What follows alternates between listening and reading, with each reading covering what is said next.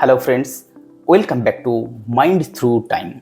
I am SANNTONUU, clinical psychologist and graphologist, your guide on the journey through the fascinating history of human psychology. Today's episode is about revolutionary ideas that changed the way we understand human behavior. Yes, behaviorism. For centuries, psychology tried to understand the invisible thoughts, feeling, and the unconscious. But in the early 20th century, a new school of thought challenged this. Behaviorism said that forget the mind, let's focus on what we can see and measure, human behavior. It was radical, it was bold, but it worked. Let's start in Russia with Ivan Pavlov, a physiologist, not a psychologist. He was studying the digestion in dogs when he accidentally discovered one of psychology's most famous idea. He noticed that the dogs would salivate not only when food was presented, but also when they were heard the footsteps, associating it with food. He tested this further. A bell was rung before food was presented. After a few trials, the bell alone made the dog salivate. This process was called classical conditioning. Here, the stimulus became associated with a response. This changed everything. Suddenly, behavior looked predictable and programmable. In America, John B. Watson took Pavlov's idea and declared something revolutionary. Psychology would be the science of behavior, not the mind. He believed all human actions are learned, not inherited. Watson became famous for the Little Albert experiment, where he conditioned a baby to fear a white rat by pairing it with a loud, scary noise. It proved emotions like fear can be conditioned. Ethical? No. Influential? Yes, absolutely.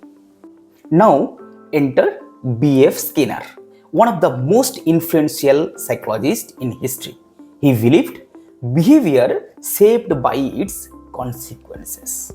Do something good, get a reward, do it more. Do something bad, get punished, do it less. He called this operant conditioning.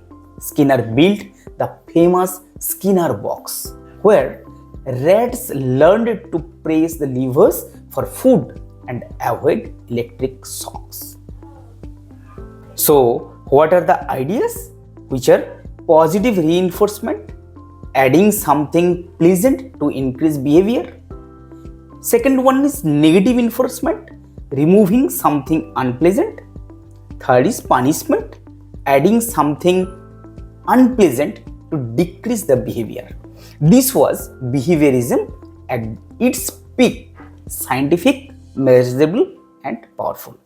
Behaviorism became huge. It influenced education, where reward system in classrooms, in therapy, behavior modifications, in parenting, reinforcement-based discipline, in marketing, habit loops, and reward cues.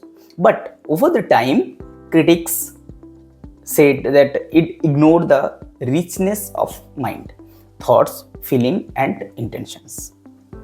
Despite criticism, behaviorism gave psychology a scientific foundation.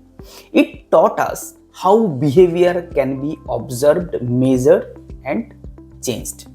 And today, cognitive behavioral therapy is built on the both behaviorism and modern thought science.